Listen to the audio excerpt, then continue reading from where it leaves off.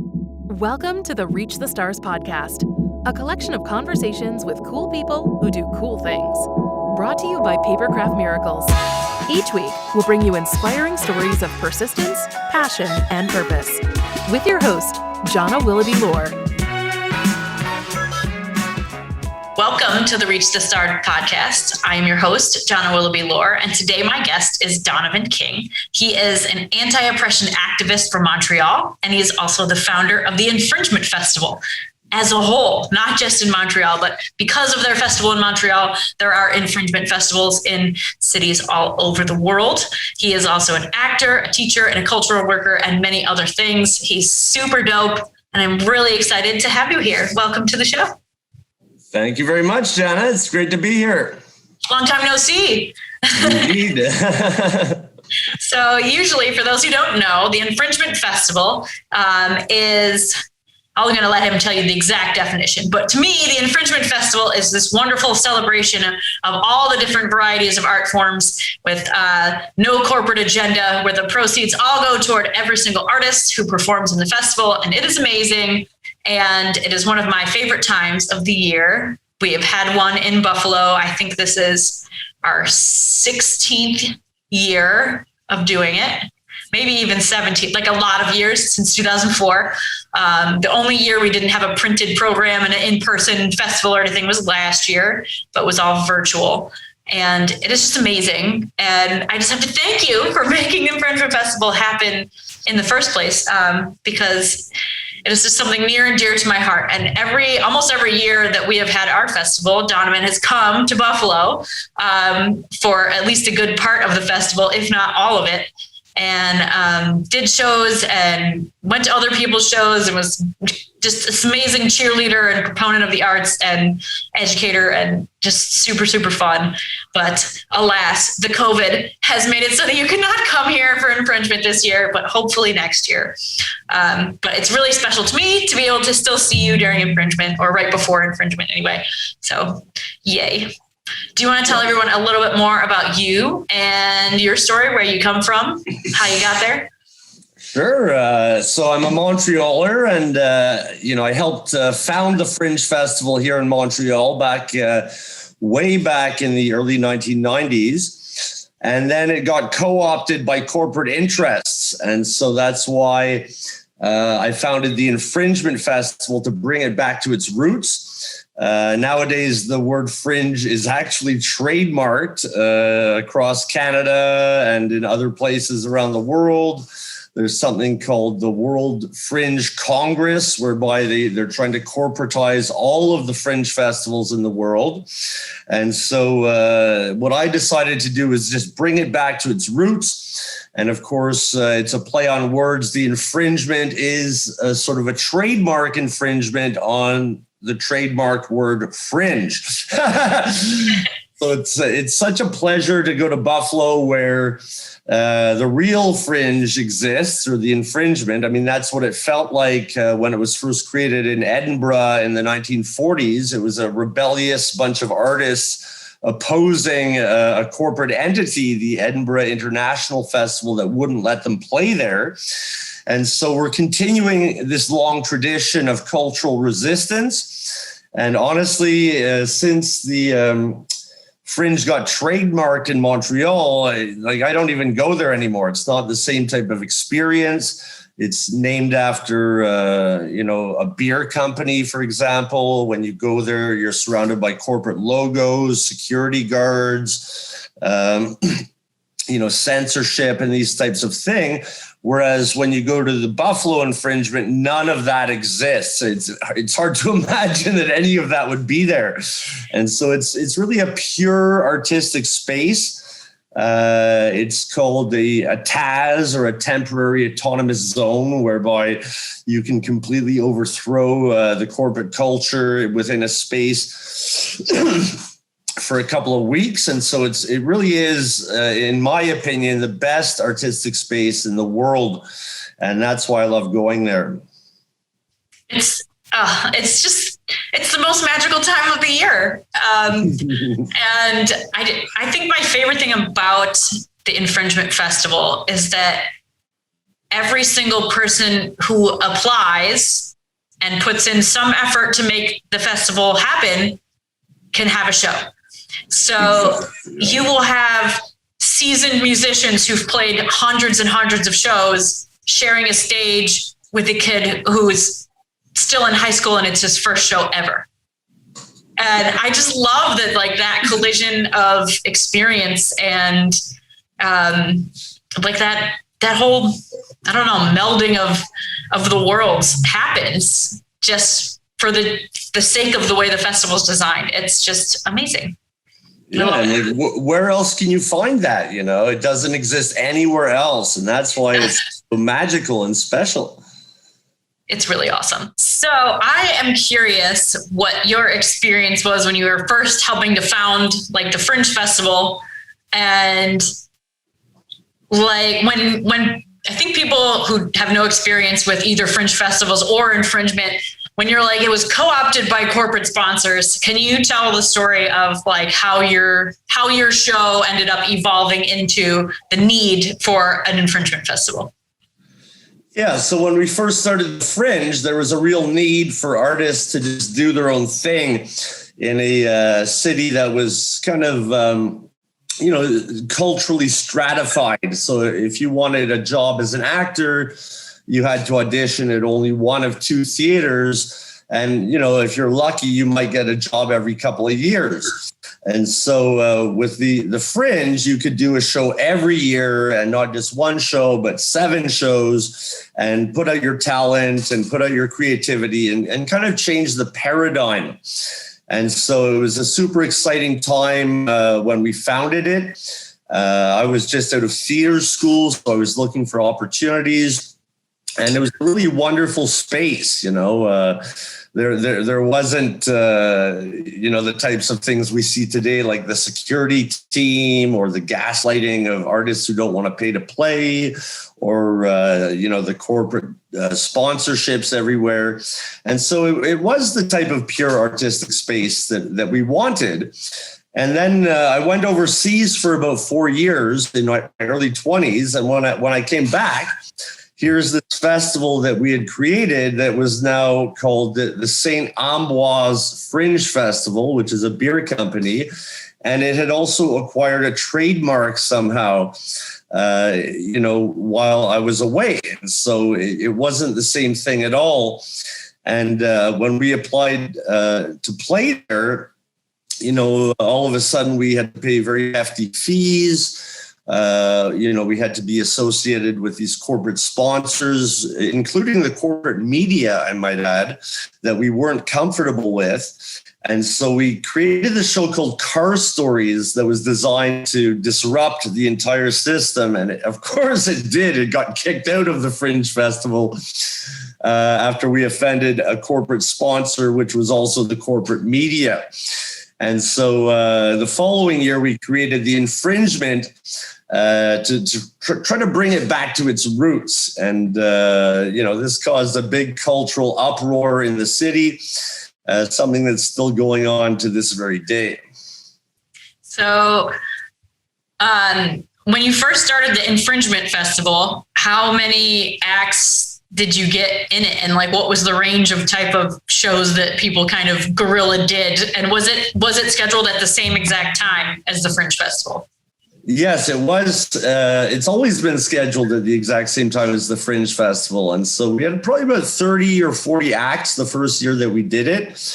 And this covered a range of everything from theater to dance to spoken word, poetry, culture jamming, visual arts. So it's always been a very open sort of festival. And it started that way, and it did contain all of those elements for its duration. It ended about 4 or 5 years ago, and we've since gone underground to do other infringement projects that are kind of shaking up the whole municipal politics of the city at the moment, as a matter of fact. That's awesome. Actually making literal change with your art, which is so cool. Yeah, I just got a call the other day from we're having a municipal election, and one of the candidates is known as the Canadian Obama. His name's Balarama Holness, and he's, demanding, better culture, more social housing, more parks, just generally he wants to put people first instead of political agendas first. And for his team to call me to ask me advice on their policy, I was floored. I was like, wow, that's amazing to think that we've made an impact to the point where mayoral candidates are phoning us to talk about politics. It's so wild that like we live in a society where it's like it's such a weird thing to ask artists what they think. Yeah, exactly. Yeah, and in the past we've never been asked what we think. Every time we step up to say something, we get gaslit, we get excluded, we're called crazy or whatever, just because we don't follow this corporate agenda. And, as times are changing, as we move into, these crazy times of climate change and just like cultural concentration, monoculture, insane politics, people want change. And all of a sudden, certain people are turning around and saying, well, wait a minute, these guys have been saying this for decades, maybe we should ask them what they think. And so to me, that's a shock, but a good shock, Yeah. And it's funny because I've noticed that, in this age of social media, yes. So all the major social media companies are big, huge corporate conglomerates. It's not all really what we want to be using as our main tool of communication. However, because of social media and the ability for anybody to create an audience and gather a lot of people together and share whatever content they want, it's become sort of like this virtual infringement festival for a lot of people that gives people an outlet where they never would have had one, gives them a stage to sing a song or do a show or share poems or artwork and things like that. And it's become so powerful where social media can easily take down a huge company if they fuck up and do something publicly shitty, and they're going to get called out on it. And I think it's really interesting that something that is so built in the corporate environment is kind of sneaks in the back like that to be able to give power to so many people who would normally not have voices at all. Yeah, it's a fascinating paradigm. I mean, especially during the pandemic, we saw so many people going online to express themselves in whatever different way, which was great.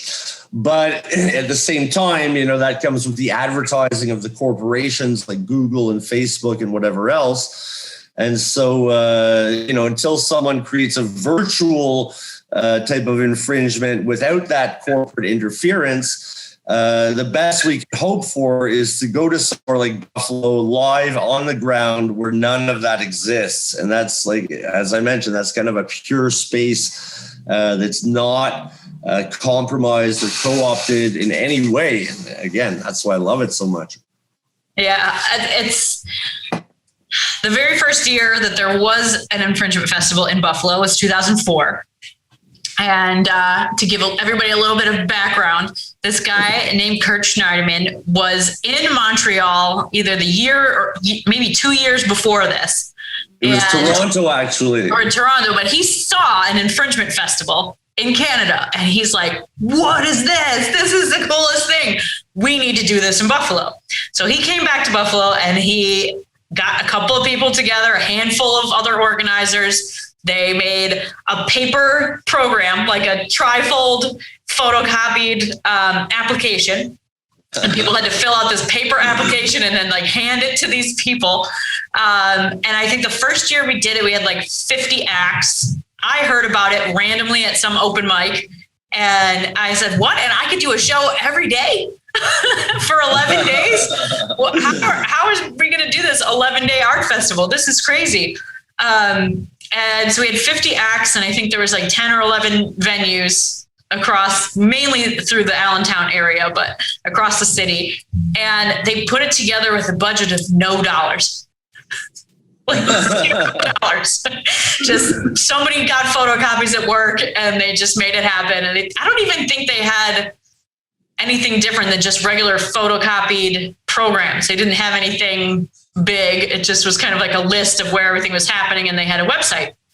And for me, I just graduated college and had just come back to Buffalo and was trying to get any type of fan base for my music and my art. So to have graduated in May and come back and find out about this festival like a couple of weeks later, and then all of a sudden I'm immersed, end of July, in 11 days of the wildest, craziest artists I have ever seen in my life. And I was like, my people, like, how did I find you all? It was just so magical. And because it had never been done in Buffalo before, and there were the venues that they picked, aside from, there was like a couple of bars and a couple of art galleries, but there was all these weird venues, like the back room of a bookstore, or like an alley in between two buildings. And like, they made venues out of places where people wouldn't normally encounter art, especially not subversive, weird art. And at the time, like, George W. Bush was the president. Like, a lot of people were protesting the Iraq War and our idiotic involvement in it. And it was still a really scary time to even start to be an activist and to say, hey, what we're doing isn't right. And a lot of people were getting called out as un-American if you didn't think that the way that they were attacking other countries because of 9/11, if you didn't think that the way they were going about that was right, then you were un-American.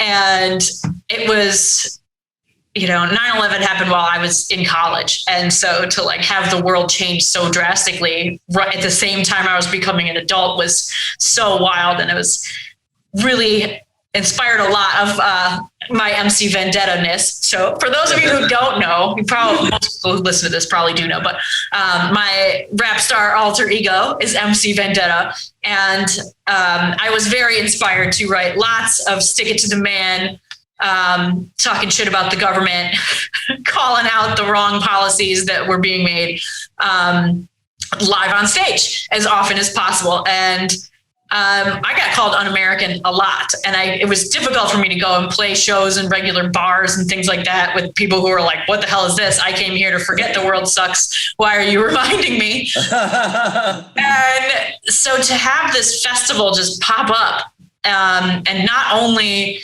was it just so much fun and so magical to see all these people just making art all over the place, but to have the type of art that I was doing, which had come across like so much resistance from, the normal people, right? So all of a sudden, like, I was booked to play on, like, in a parking lot every single day for 11 days in a row for 2 hours. And I did 2 hours worth of screaming my heart out political slam poetry a cappella on the corner for 2 hours every single night. And every single night, the crowd that came to see me got bigger, even if it was people who had seen it before. And there were people who had never seen me who went and got friends out of the bar and pulled people out of the bar into the street and say, check this out, something is happening out here. And some of those people still come to see me now. And it was way back in 2004. So I totally loved your shows. I mean, I still do, of course, but I'll never forget that first Infringement, to see this young lady come out on the stage and just ripping it, with the spoken word. And one of your songs, I'll never forget, you were saying how you want to move to Canada, which I thought was hilarious, And but yeah, you really embodied that spirit of infringement, as did everyone else. And that's the amazing thing about it. It's non-hierarchical. Anyone can do what they want. It always has sort of an edginess to it for the most part. And those were fun days. Like when we met Kurt Schneiderman in Toronto, he had signed up for the Fringe and he had to pay God knows how much money. And his mistake was he was doing Bertolt Brecht, which is a very activist type of theater. And the Fringe had been so co-opted that Starbucks was the sponsor of it. And, people wanted to see a one-man Star Wars show and not like a very hearty Bertolt Brecht. And so he had no audience really. And then he saw us doing the Infringement, and he said, we need something like this in Buffalo, but there's a trademark on the Fringe in New York State. And so I said, well, why don't you do the Infringement? And he was like, well, how does it work? How much does it cost? I'm like, it's free. This is the whole origins of this movement, And so, he took the idea and he started it, and we joined him. And honestly, I've been going every year that I can over the last 15, 16 years. Sometimes I can't because of, work or the border being closed or COVID or whatever. But I think next year for sure I'll be back. I mean, I was just there 2 years ago. I had such a great time. Some of my friends set up a sort of tent type of shelter in the backyard. And so I sleep in this kind of open air area. It was really fun. And, there's partying every night and shows all the time. And I just love it. I mean, I prefer the art scene in Buffalo to here in Montreal, like easily 100-fold. It's the art scene in Buffalo it's so old. Like, the arts here have been something that has always been here. And even when all the manufacturing jobs left and the city got like really run down and nobody wanted to come here and nobody wanted to live here and everyone was moving away, like the arts community here was always still thriving and impressive. And we have one of the biggest, most beautiful art galleries in North America here. Several of them actually. And like all of our old school architecture and all these aspects that like bring, I don't know, that kind of old school art scene here. And I know that there were a lot of beat poets who like to come and perform in Buffalo. And it's like, it's always kind of had that underground artist colony about it, which I really love. And I think Infringement, it just found its little home here. And after that first year, it started to grow exponentially. So the second year that they did it, we had, I think there was 150 acts and like 50 venues. So it was like triple the size it was, still totally put on entirely by volunteers. Nobody got paid except for the artists who charged for their own show. It's free for everyone to apply. Everyone that applies gets in. And the organizers all work together to find venues that will donate their space to have weird art happen there. And then the organizers pair the artists with the spaces that are available and make sure that everybody has a show. And then they somehow manage to put it all into this online database and turn it into a printed program. And it continued to grow every single year that we did it. It just got bigger and bigger and bigger. And I mean, the year 2019, pre-COVID, I mean, we had 16 full pages of a big newspaper was the program for 11 days. I mean, there were 800 shows, over 800 shows in 11 days. And we had over 100 venues across the city. And all still put together, starting with a budget of no dollars. And we would do Kickstarters and we would have fundraiser concerts and raise money. And so many artists would donate their time and their talents to play at these fundraiser concerts to raise money to make the festival happen. And I think it's great that the artists keep all the proceeds from their shows, but so many of the artists are just so happy to be able to perform somewhere for people who give a shit, that a lot of them are just like, oh, well, I'm going to take the money I make from this show and I'm going to donate it to the artists that are traveling here to be in this festival who like don't live here. Or I'm going to donate this money to the homeless shelter on the corner and make sure they've got enough food to feed people. And it's just so amazing to see all these broke ass artists like come together and pool whatever money they make to continue to make wonderful things happen. And it's weird because I just finished the program for this year. Festival starts tomorrow. The show is going to come out after the festival starts, but the festival will be going on while this show is out. So if you are local to Buffalo, make sure you go to infringebuffalo.org and check out the schedule, or hop down to Nietzsche's and get yourself a printed schedule. But I just finished it, and the festival has definitely gotten smaller again after COVID. I wouldn't say that it's not as small as it was when it started, but I think there's only maybe 4 or 5 literary acts. There's maybe like 7 or 8 theater acts. It's just much smaller. There's still a lot of bands, but I think it's going to be nice to kind of get back to the roots where there's only so much audience built into the show. And it's going to be really nice to be able to actually catch a lot of the shows because, when it got so huge, you'd say, oh man, look at this schedule. I want to go see all of these shows. And you just can't. You had to really be picky and choosy and say, oh, well, if I want to see this one, then I got to skip this one on this way, but I could catch it again on that day, and figure out your whole plan. And then somehow find some food to eat in between running back and forth across the city to go see all these shows. It's just magical. And I'm so grateful for you for coming up with the idea of it and having a part in bringing it here. And I'm going to miss Car Stories this year. I hope it comes back next year. Yeah, we'll do it next year. And I'm super grateful at how far you've taken this. I mean, it's incredible. In Montreal, we did it for about 15 years, and eventually it became unsustainable due to, things like, rapid gentrification, the loss of small venues, the fact that people needed to work more to just pay their bills, and that's what happens sometimes in a city where it rapidly gentrifies,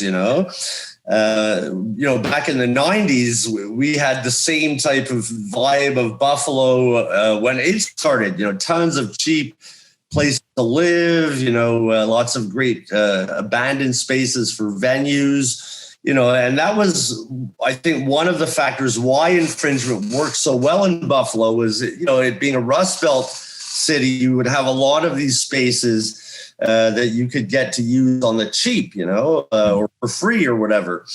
And, when that sort of hyper inflates, it becomes more and more difficult to get the venues for the people to have the time to volunteer, et cetera, et cetera. And so, that's something that's always a worry, of course. And I really hope Buffalo can resist that, because I've seen it gentrify over the years that I've gone. I mean, a lot of the acts had to empty out from Allentown, for example, because, they had to move Rust Belt books or, whatever the case might be. The artists couldn't afford to live there anymore. They had to move to a different neighborhood. And so I think it's amazing that you're still doing this in such a passionate way and keeping it to its roots. I mean, congratulations. It truly is an amazing feat to be able to, for anyone out there who's ever volunteered on committees, right? So to be able to get a whole bunch of artists who normally are like crazy, scatterbrained, typical ADHD people, get a whole group of them together and just there really isn't a hierarchy. Like, there is no head of the festival. There's the person who's in charge of getting musical acts and scheduling them. So like each genre kind of has a person. And then there's usually somebody who's in charge of doing PR, and there's somebody who's in charge of finding venues, and there's somebody else that's pretty good at handling the money. And the first couple of years, there was maybe about 5 people, and all 5 of those people did about 10 different jobs. But now that it's such a big project, like the list of volunteer organizers is pretty hefty at this point, which is great. And we have successfully had like turnover of the people who were originally doing all of the music and scheduling those things.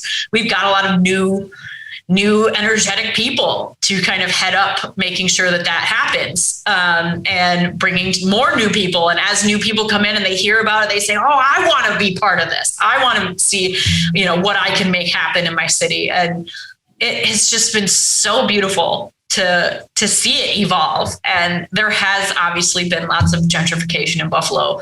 We did lose a lot of our really, like the first couple of years of the festival, that strip between Nietzsche's and Jim's Steakout on Allen, it was just packed with these little teeny venues where all this magical stuff would happen, like Space 224 and the College Street Gallery and Rust Belt Books. And like, there was just all of those little spaces where whatever could happen, because it wasn't already a bar and it was just a space for art to occur. And we lost most of those venues. Rust Belt Books is still around, but it's in a different location. So I think the festival has spread out a lot. So it's not as centrally located. It's not as walkable as it used to be. But there's these kind of little pockets. So there is still a pocket of venues in that Elmwood Allentown area, but there's also little pockets of venues down on Grant Street. And then there's, like it's kind of expanded into the neighborhoods where the artists had to move, where they couldn't afford to live in Allentown and the Elmwood Village anymore. And now they have started their own underground venues on the east side. And there are a lot more cool little spaces owned by independent creatives than I think there's ever been in Buffalo now. Nice. And they're all kind of willing to say, yeah, if somebody could come and do something here. And I'm just so excited to kind of see it start to get back to that and to see the festival really kind of hone in on the people who really want it. Because when it did get real big, there was a lot of artists who heard about it, signed up, and didn't realize that there was some kind of volunteer commitment involved, that they had to kind of help make it happen. And you would get your shows scheduled, but you had to promote them. You had to make your own flyers. You had to tell people when the show was. You had to get people to come.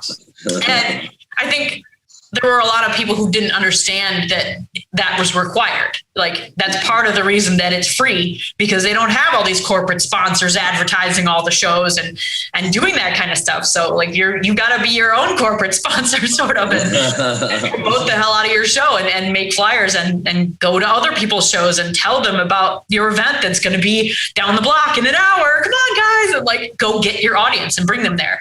And I think it's we'll see what happens starting tomorrow, but I think it's getting kind of back to that roots of that. There's a lot more young people who are involved in it now. And I could just see so many young artists having the same experience that I did like 15 years ago, to be like, oh, my people, like it's like coming across art in a way that they never thought they would. And it's amazing. It's amazing. It's like my most favorite thing I've ever been involved in.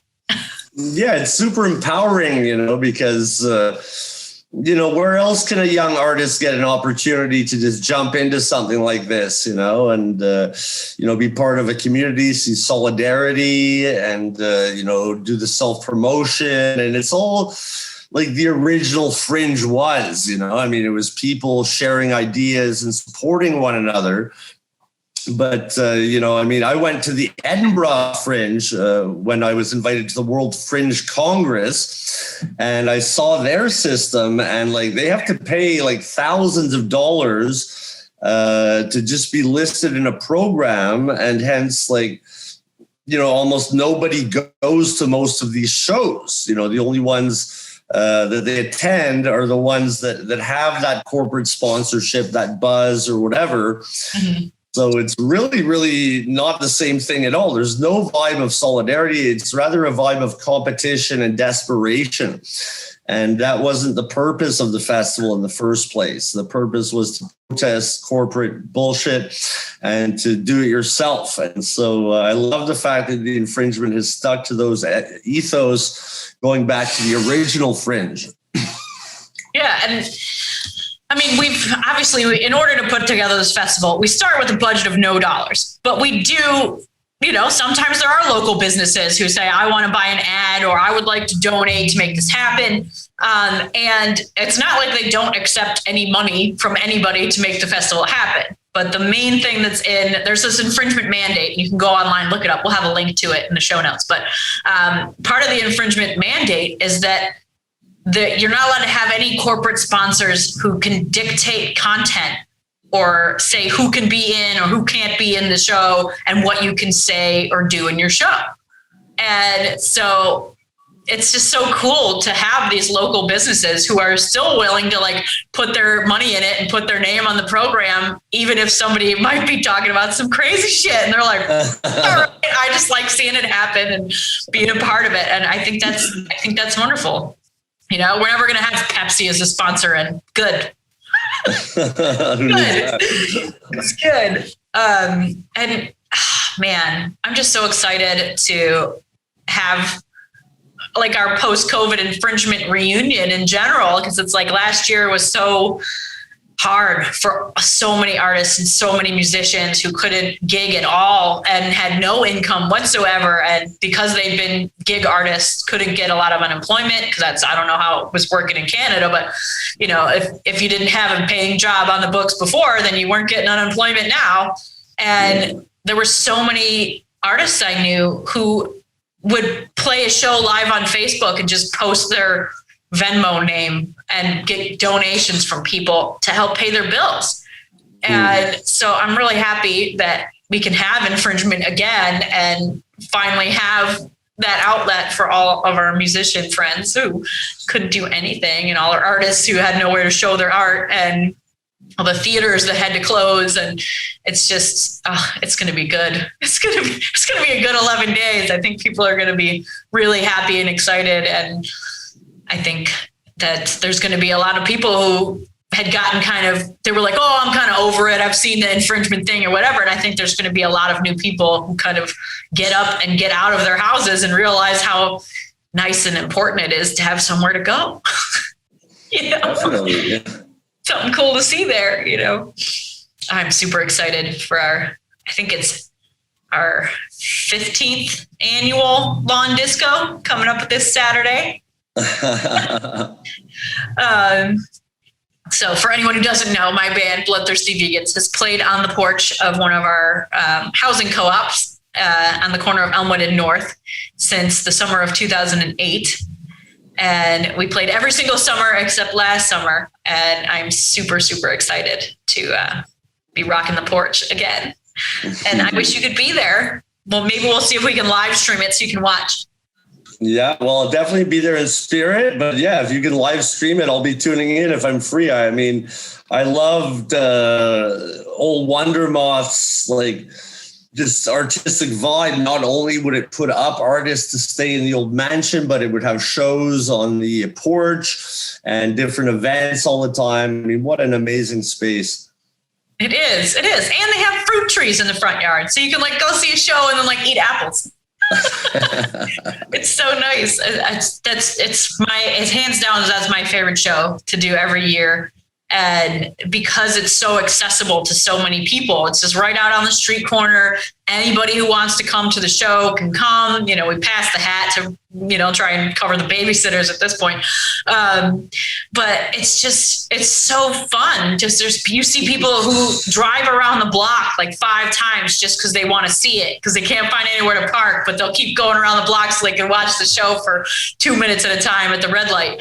And then there's people who are just out in the city who had no idea what the Infringement Festival is at all. And because there's the show right on that corner, kind of in the middle of everything in the city, they just happen upon it. And I think that is my favorite aspect about infringement, is that it puts art in front of people who would normally never go out of their way to see art. And you know, there's people who are just taking the bus to work who get a nice little soundtrack while they're waiting.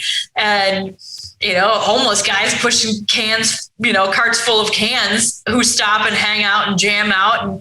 And people give them cans and give them money and give them food. And it's just beautiful. It is just beautiful to see humanity actually coming together and enjoying something together and feeling good about something that can make change. It's wonderful. My favorite. Oh man, I want you to talk about your show Car Stories a little bit. It's fun. Okay, so Car Stories is the show that got kicked out of the Fringe Festival here in Montreal. And essentially what it is it involves 3 elements: cars, stories, and people. And, usually we assemble a team of people, we decide on a theme, and then we create, stories that play out within vehicles.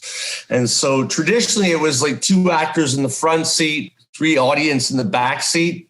And they would also be led from car to car by theatrical guides. But in Buffalo, because of high demand, sometimes we might have 10 people on the show and they're peeking through the windows with 3 of them in the back seat or whatever. And so it's such a fun show because it creates a sort of temporary reality of sorts, and don't really know that there is a show happening unless they're in it. And so if you're a spectator or a spect actor, as we call them, because they do participate in the show, if they're passing down the street, there's a lot of pedestrians who are unaware that this is actually a show and who might think that it's real. And just one of my favorite examples from Buffalo is one year we were playing on the theme of gentrification. And so I was playing this real estate agent leading the spect actors down Elm Street. And I was pointing at these homes saying how we're going to demolish all of this to build these condominium towers. Now, the people in the homes who might have been sitting on their porch thought that this was real. And so they ran out to oppose it, and as the real estate agent, I'm like, oh, you ain't got any choice here. This is the future, you're going to be bought out within 2 years. And so it created this whole crazy vibe that's half real and half theatrical, but at the same time is throwing out all of these memes about gentrification. And that's the fun thing about car stories. I mean, we've had the police come to the scene because they thought it was like a real criminal activity when in fact it was just a performance.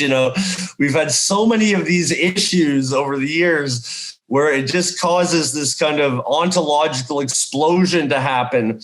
And to me, that's a super exciting artistic space to be in. It's not something that's prescribed like in the theater with the proscenium and the spectators and the actors, but it's rather a free-for-all that's happening right on the streets that can have all sorts of crazy reactions or reflections. Mm-hmm. So it's probably my favorite show I've ever created. In terms of, the artistic value of it.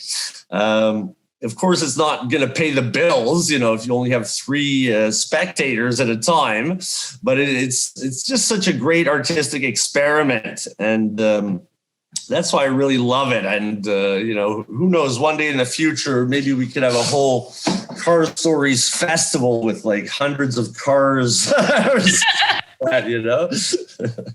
It is such a fun show because every single time you run it, it's different because it totally depends on who's there watching it, because they're not just watching it. They interact with the actors and their experience can change the whole direction of what happens in the performance. And it's beyond improv because if you're doing improv, it's really only based on the actors who are playing with each other. But because there's always different audience members, plus the public who happens upon it, it's just, you never know what might happen.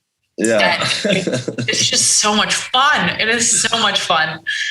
Oh, I shared a picture of the brick the other day. It was really special. The pea brick. So before we run out of time, at the end of all of my episodes, I ask all the guests the same 5 questions because I love hearing how different people answer the same questions in different ways. Okay, I'm all ears. I got to get my list. You'd think after as many episodes as I've done, I would remember what the 5 questions are, but I have ADHD and I forget them. So yeah, 5 question time. All right. Question number 1. Tell me about a single experience or a moment that shaped who you are today. Okay, so when I was in high school, I was kind of a troubled teen, I guess you could say. And then in grade 10, I was taken under the wing of the drama teacher, Louise Chalmers. And she taught me not only how to act, but also how to be a teacher. And so in grade 11, I was her assistant teacher.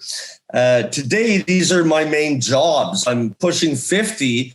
And to think that someone had the ability to influence kind of a lost teenager and put them on a full career track within the span of 2 years is amazing. And I'll forever be indebted to her because she really set my life on the track that it is now. And it's been a very satisfying life and a successful life in a lot of ways too. So I have to give her all the credit. That's awesome. I love hearing stories like that. All right. Number 2, when you feel defeated or overcome, which as an activist happens a lot, what do you tell yourself to keep going? Ooh, that's a good question. I tell myself that, the society's changing and it is changing for the better. And, things that might be considered adversity today could easily be resolved in the future. And, I've seen this many times, for example, at the University of Calgary, when I was there, I was censored, I was blocked from communicating. The work was seen as too activist. I was put on a probation, etc. And this was like 20 years ago. Today, the University of Calgary, in their alumni newsletter, calls me a thought leader and a success and blah, blah, blah, blah, blah. And so things do change over time. And I think they change, especially in the era we're in, as you mentioned, with things like social media. There's whole paradigm shifts happening now that will eventually dissolve these past oppressions. We see these statues being toppled across Canada and the United States, because they're oppressive as hell. These were slave owners and genocidists. And, why did they stand there for 150 years and nobody complained? I don't know. But now we're ripping them down. And so that's change. Mm-hmm. Yeah, in so many ways. Things are changing like that too. I mean, even just in the past couple of days, I'm going to be like dating this episode here, but in the past couple of days, there's one of our American Olympians, Simone Biles, stepped back from competition because she's like, I'm not mentally in a good space to do this. And I care more about myself and my well-being and the well-being of the people who I'm competing with, that I don't care about the medal. I'm going to take care of myself. And I don't think anyone has ever done that publicly like that. And it's just, to make it be something that previously I'm sure that there's still idiots out there who are trying to shame her for doing that, but that the vast majority of the news that's coming out about that is like, look at this wonderful woman who's making steps to take care of herself mentally, and that like taking care of your mental health is becoming a cool thing now, right? And like, hopefully it's not the type of thing in the future that people are like, oh, I had to go to therapy, that everyone's like, oh, I went to therapy and I feel so much better and now I'm not addicted to everyone else, like I just, and just seeing how many of the women's teams are pushing back against the sexist outfits and things like that you're just I don't care if you kick me out. This is wrong and I'm sick of it. And I think that's, just being able to be outspoken about that and having claps heard around the world is so freaking cool. It is really, it's a scary as hell time to be alive with climate change and COVID and all of this crazy shit happening in the world. But there are so many other amazing things for change, like big things for change that have happened in the last 5 years that gives me goosebumps, like thinking about what the world ethically might be like for my kids. Just so different. Anyway, number 3, tell me about a way that you overcame a failure or a mistake and what you learned from it. Wow, you got some good questions, Jenna. Okay, so okay, well, I'll just give you an example. Like I run a business called Haunted Montreal. And so like the goal of the business is to pay actors union-based wages, but while at the same time embedding activist messages into the stories, even though it's kind of a standard tourist offering. But one mistake I made was I got a business partner who ended up defrauding the company of a whole year of money, and that was devastating, because it meant that I had to, lay off some actors. I didn't have a budget for marketing or anything like that. And this was right before COVID, so we got doubly whammied by it. So I saw this kind of as a failure in my own, business acumen. In all fairness, I had been suffering from a major depression. And this is why I took on the partner. I just wasn't up to doing all this stuff, But, I guess I learned that, in a future event of something like that happening, just like the Olympian, I'll just step back and say, you know what? The business doesn't have to run until I feel better, And also, of course, not to let anyone else touch the bank accounts in the future. Or having some really good contracts and paperwork in place before that happens. Oh, man. It is definitely a tricky thing to kind of have a business get bigger than you can do by yourself, and then figuring out how and who you can trust to help you. Oh, yeah. I had such a bad burnout because it just got so huge. And this was way before, Eventbrite, where you could just cancel like a whole season with the press of a button. I mean, if I had a problem, I would have to email and refund like 50 people with not enough hours in the day. It was crazy. And, I guess another lesson I learned is, you have to do self-care. You can't let things get that out of control. And, it's more important to take care of yourself than it is to make business, Mm-hmm. Exactly. People over profits. It's like the heart of infringement. People over profits. Okay. Number 4. What one trait or habit is most responsible for keeping you on track?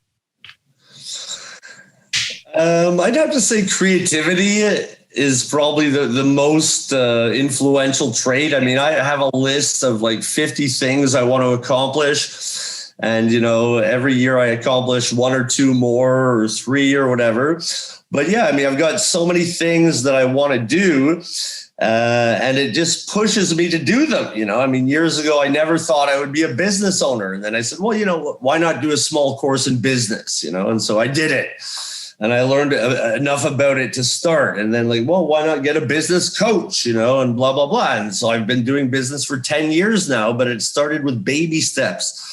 And now I'm thinking, okay, I want to learn how to do self-publishing. I want to learn how to do video editing and so on and so forth. So these are all on my list of things that hopefully I'll do eventually. But it's that creative drive to just want to do more and more and more that really keeps me going. Same. I'm a Jill of all trades over here. It's been crazy. Finally making a name for myself as, the lady that makes all the paper. After having that be my dream since I was 19 years old. Like that's what I went to college to be an artist who makes money because I didn't want to be a starving artist. And focusing on making paper. And I had the same name for the business and had a business plan and all that stuff. And just did it really slowly, just like you said, baby steps, one little thing at a time, added a craft show, added a consignment shop, did this, did somebody else's wedding, and a little bit at a time. And it is so worth doing. If you have that list of I really want to do these someday, don't wait till someday. Because life is freaking short, y'all. Life is short. Yeah. And, if you don't do it now and you wait till you're retired or you have more time or you have more energy or this or that before you even start to do the things you really love, you might not ever get to do any of them. Exactly. Yeah. So you put aside at least a little bit of time, to do those dreams, even if you don't get there, at least you're on a path, right? And it was for example, I used to teach tons of drama, but I never had a teaching license. And I thought, well, if I got the license, it would make, things a lot easier in terms of salary and stability and whatever. And I was in my mid-30s. I actually had to go back to university for 4 years in my mid-30s to get this license, and I did. And now, it's great. I've got this wonderful full-time teaching gig. I'm at the top of the scale. I'm the union rep. I'm a governor at the school, but if I had never taken that step to just do it, I'd still be like teaching 2 hours here, 3 hours there with no job security, no pension or nothing. And so, you have to decide what to do and then go for it if you can, or at least put aside a bit of time to pursue it.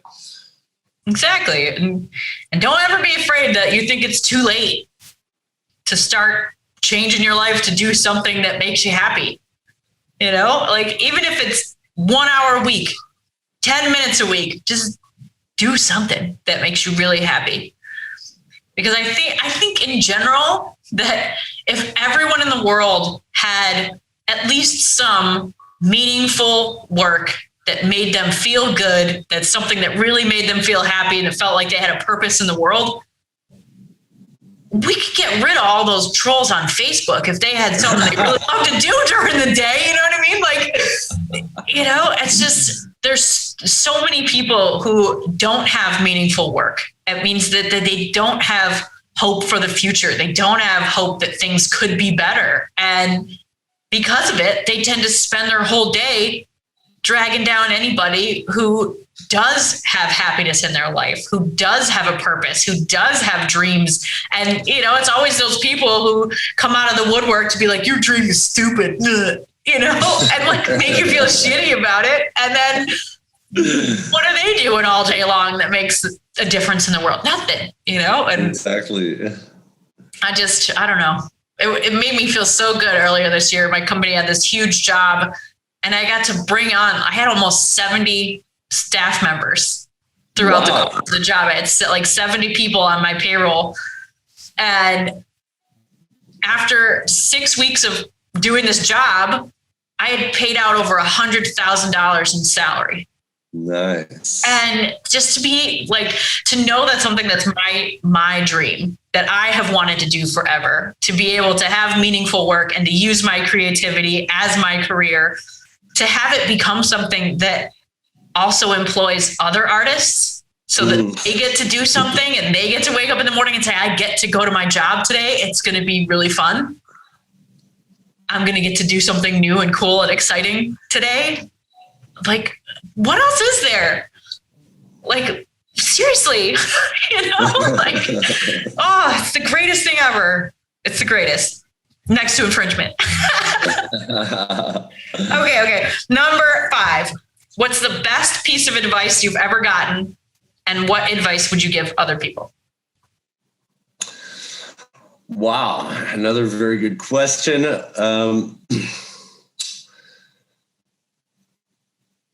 Yeah, I guess the best piece of advice I got was from that drama teacher when I was in high school. And she just basically told me to pursue my dreams, essentially. And something I've been doing ever since. I know it's a bit of a cliche piece of advice, but it's a good one. But what advice I would give to someone isn't quite the same. I would say, as an anti-oppression activist, challenge oppression is my best piece of advice to anyone, because, the world we live in is changing fast, and now we got to strike while the iron's hot. And if we don't, it could be catastrophic, with the climate change. We're seeing so much destruction, wildfires, flooding, tornadoes, ice melt, etc. We don't know how much longer we're going to be here at this rate. And so, and it's not just climate change, it's in all areas of society, the types of oppression based on race, gender, age, ability, class, whatever. It's time to try to break down all of this systemic discrimination and racism. And so, challenge oppression, do it now. Because if we don't, I think we're kind of doomed to repeat a lot of the history of the past. And so I think that's my best piece of advice to give to someone is just challenge it. Even if, you don't win at first, at least you're breaking away at something that's terrible. Oh, that's the best advice ever to end the infringement episode. Challenge oppression. Just do it. Oh, thank you so much for being here on the show. Can you tell everyone where they can find you online? Yes. So if you want to do a haunted tour in Montreal or read our free blogs, it's hauntedmontreal.com. Or if you just want to get a hold of me, it's Donovan King on Facebook. Just shoot me a message and we'll chat. No problem. I love it. I love it. I love this show. And I'm super excited for the 2021 Infringement Festival in Buffalo to start tomorrow. If you are listening to this show, anytime before August 8th, 2021, the festival will be going on in Buffalo. If you haven't ever heard about it, now you know, and you should go get a program and go check out some shows and come see my band on Saturday.